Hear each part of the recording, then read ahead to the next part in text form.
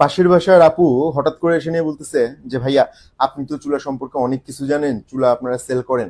So আমার তো মানে একটা চুলা কিনছি, বাট মানে প্রবলেম হচ্ছে। আমি বললাম কি প্রবলেম হচ্ছে? বলেছে প্রবলেম হচ্ছে যে চুলাতে প্রচুর গ্যাস খেয়ে নিচ্ছে। সো বললাম যে আপনার চুলাতে প্রচুর গ্যাস খেয়ে নিচ্ছে, আপনার কোন ভার্সনের চুলা ব্যবহার করতেছেন?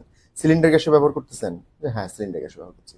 সো আপনি যে চুলাটা নিয়েছেন সেই চুলাটা কি, সিলিন্ডারের চুলা নাকি লাইন গ্যাসের চুলা? বলছে তা তা তো জানি না ভাইয়া। অতঃপর চুলার কার্টুনে যখন আমরা দেখলাম, সেখানে খেয়াল করে দেখলাম এনজিতে একটা মার্ক করা আছে, মানে লাইন গ্যাসের চুলা কিনে উনি সিলিন্ডার গ্যাসে ব্যবহার করতেছেন।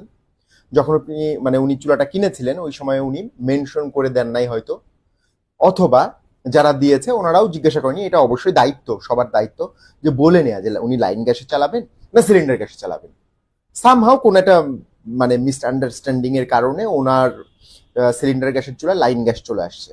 দ্যাটস ওয়াই উনি কিন্তু এই প্রবলেমটা ফেস করছে। এবং দেখা যাচ্ছে যে এরকম জায়গাগুলোতে কি হয়, যে আপনি 30 দিন একটা সিলিন্ডার ব্যবহার করতেন, সেটা দেখা যাচ্ছে জাস্ট 10-15 দিন, 10-12 দিনের ভিতরে শেষ হয়ে যাচ্ছে। এই প্রবলেমটা কিন্তু অনেকে ফেস করেন। সো আপনারা আজকে তো জেনেই গেলেন এই ভিডিওর মাধ্যমে যে সিলিন্ডার গ্যাসের জন্য এলপিজি ফরম্যাট এবং লাইন গ্যাসের জন্য কি ফরম্যাট, এনজি।